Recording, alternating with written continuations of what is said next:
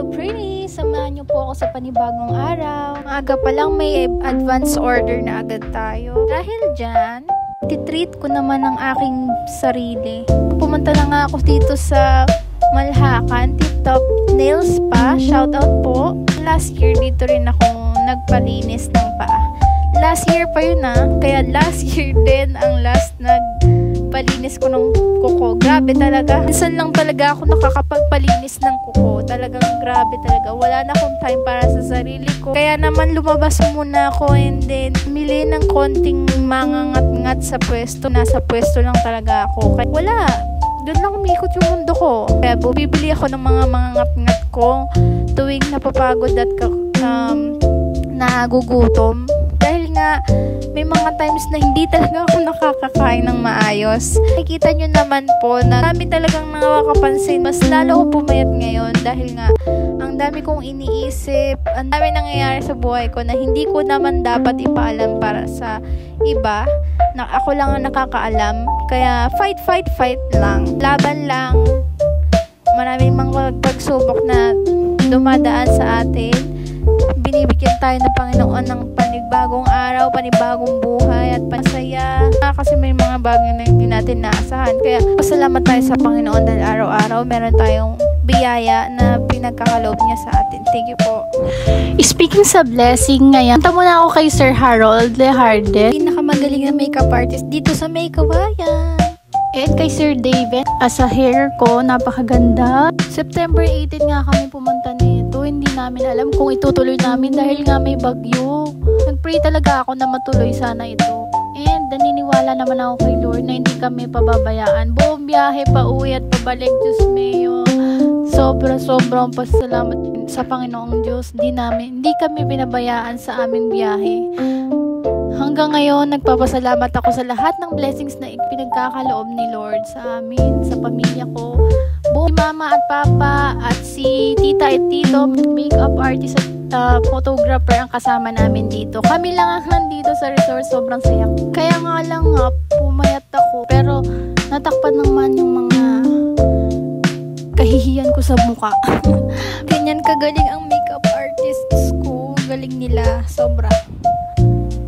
Pero yun nga, sobrang payat ko nga dahil nga ang dami kong iniisip, ang dami namin inaayos na mga buhay-buhay. Ganito pala kapag ang dami mong iniisip, na-stress ka tapos papayat ka talaga. Same sa sitwasyon ni Dr. Willie Ong. Magpagaling po kay Dr. Willie Ong. And ako, kailangan ko relax at mag-kondisyon sa katawan. Mahirap na kapag tayo ay nagkasakit. Mas malaki ang gagastusin natin sa pag tayo nagkasakit. Kaya alagaan natin mga sarili natin. Siguro kaya lang naman ako na pumayat dahil nga kakafocus ko nga sa aming negosyo, sa Pretty. Kasi hindi ko hayaan talaga marumi ang pwesto ko. Hindi ko talaga maatim na sobrang kalat, sobrang dumi. Siguro kaya ako namayat. Ang dami ko rin talagang iniisip. Na-stress ako pag may mga maliliit na bagay. Kaya inatry ko na maging kalmado lang sa buhay. Masaya lang, ligtas at malusog ang ating pamilya. Yun lang talaga ang dapat natin i-focus sa buhay para umaba ang ating mga buhay at maging masaya. Gaya na nga lang nitong resort na to, sobrang tahimik. Puro ibon lang maririnig mo at mga dahon, mga puno. Ang sarap sa feeling. At maganda dito guys kasi solo namin yung resort.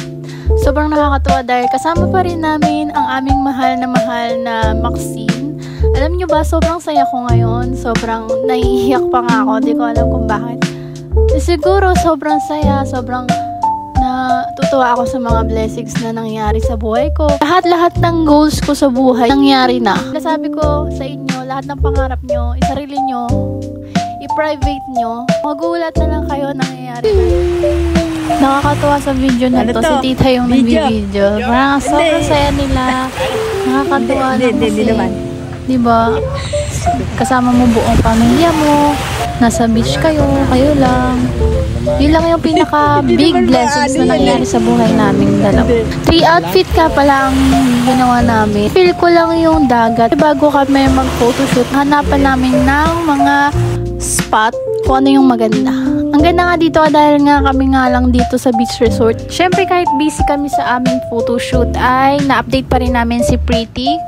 Open pa rin po ang Pretty kasi may nagbantay sa aming tindahan, si Bea, si Ronaldin at si Kuya Jimboy. Thank you sa tatlo na yan dahil kahit papaano nakapagpahinga kami. Ngayon lang talaga kami nakapagpahinga at nakapag-enjoy sa aming buhay. Thank you so much for these blessings, Lord. Hindi namin to makakalimutan. 1 AM na kami nakauwi kaya kinabukasan tinda na again. Pinag-day off ko muna si Bea and then yung dalawa ay hapon pa papasok. Kaya yun lang for today's video. Follow us for more. Thank you for watching. Bye! Mwah!